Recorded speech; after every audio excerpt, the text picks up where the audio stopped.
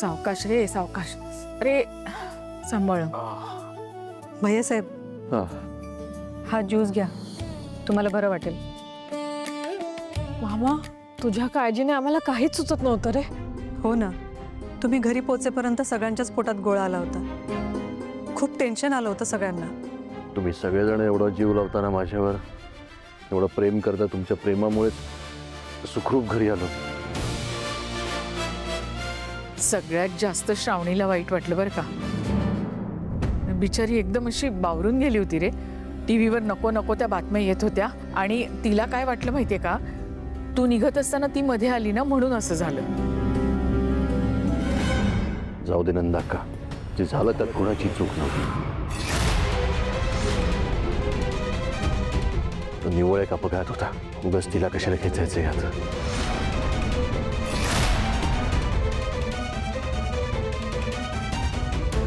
माझीच वेळ खराब होती असं म्हणायचं. हो रे, आणि मला पण खूप काळजी वाटत होती तुझी. काय कुठल्याही क्षणी काही होऊ शकतं ना म्हणून. हो ना मामा, आईला काही सुचतच नव्हतं. तिचं कशातच मन लागत नव्हतं. तू म्हणजे तिच्यासाठी जीव की प्राणच आहेस. म्हणूनच आता पूर्ण बरं वाटेपर्यंत आराम करायचा. बरं वाटेपर्यंत आराम तर करावाच लागणार आहे. पण हे राजकारण, पक्ष कार्यालयाचं काम, लोकांना भेटणं, शिवाय आपला बिझनेस, या सगळ्याचं जरा टेन्शन आलं आहे. महिनाभर तुला सगळं हँडल करावं लागेल. जमेल ना? तुझी मदत लागेल मला.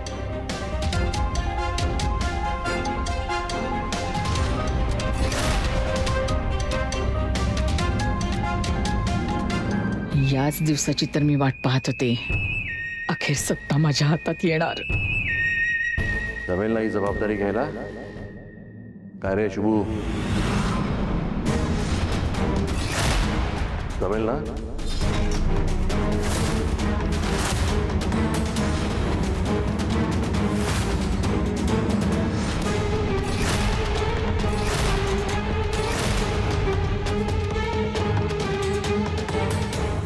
त्याला काय कळतंय यातलं? हा काही पोरखेळ नाहीये. इथे विश्वासाचा माणूसच लागणार. माझा पूर्ण विश्वास आहे त्याच्यावर नंदाक्का.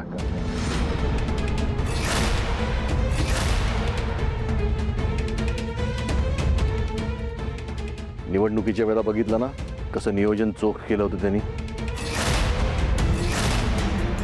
काय रे, जमेल ना?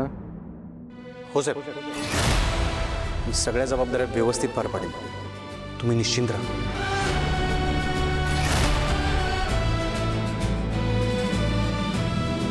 चला, आता शुभूनं जबाबदारी घेतली म्हटल्यावर डोक्यावरचा भार हलका झाला. बरं, आता तू जास्त विचार करू नकोस, आराम कर. हा, हे शुभू, हो.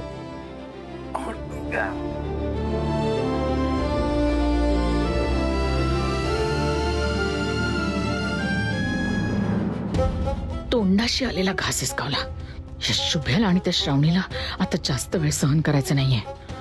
दोघांचा काहीतरी कायमचा बंदोबस्त करावाच लागणार.